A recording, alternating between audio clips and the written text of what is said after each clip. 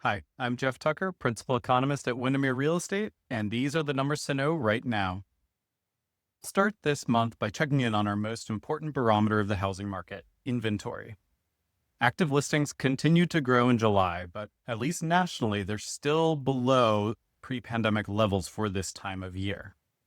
At the end of July, there were just over 1.1 million active listings on the market, below the 1.23 million in July 2019, but up from 884,000 at this time last year. So that makes for 25% year over year growth, which marks another month of deceleration from a peak of 32% annual growth in May. So that continues to make this spring look like a bit of an inflection point where inventory is still growing, but at an ever slowing pace. Now, maybe surprisingly, we didn't see any deceleration in the flow of new listings hitting the market in July. It was up 7% year over year, or slightly more than June's 6%. So if that level of inventory growth is slowing like we just saw, that actually points to another rising trend this year, which is delistings, or expired listings where sellers are not getting an acceptable offer and they're just choosing to walk away from the market. Another sign of sellers being unwilling to bend any further, price reductions. This is the share of active listings where the seller has reduced their asking price. It's been elevated all year long, but it abruptly stopped rising in July, which is actually seasonally unusual. So now it's actually at the exact same share we saw at this time in 2018, 21% of listings with a price reduction, and not far above the share in July 2022. Back when the housing market started slowing down when interest rates first climbed. So all in all, the housing market has clearly swung in buyers' favor, but these signs of an inflection point suggest the momentum in that direction is beginning to slow down.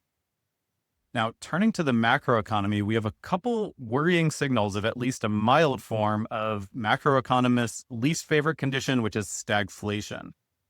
Starting with the inflation part, we see that inflation is stubbornly stuck closer to 3% than the Fed's 2% target.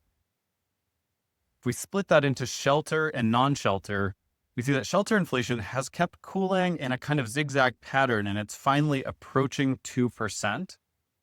But the rest of the CPI basket, that's everything but shelter, is once again growing at just barely faster than 2% annualized. Furthermore, an especially predictive part of the price index called the sticky price index less shelter has accelerated sharply this summer to almost 3% annual growth. Now, turning to the stagnation side, the jobs report for July, released on August 1st, came in way below expectations. The most concerning part is that job gains for May and June were revised down radically, almost wiping out the healthy job gains the BLS originally reported just last month.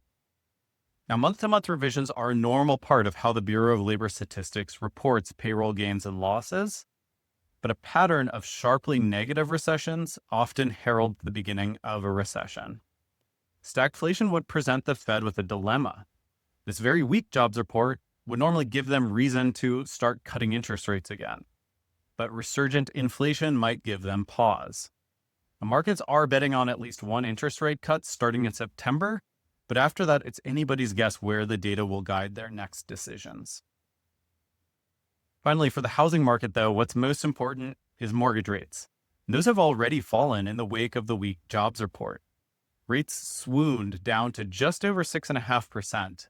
And while they've recovered slightly, this range of around 6.6% is still the best we've seen in 2025, so I'll count that as progress. Buyers seem to be set up for another favorable early autumn housing market, just like last year. More inventory, much of it with price reductions, and at least some mortgage rate relief. All right, that is all for this week, and thanks as always for watching.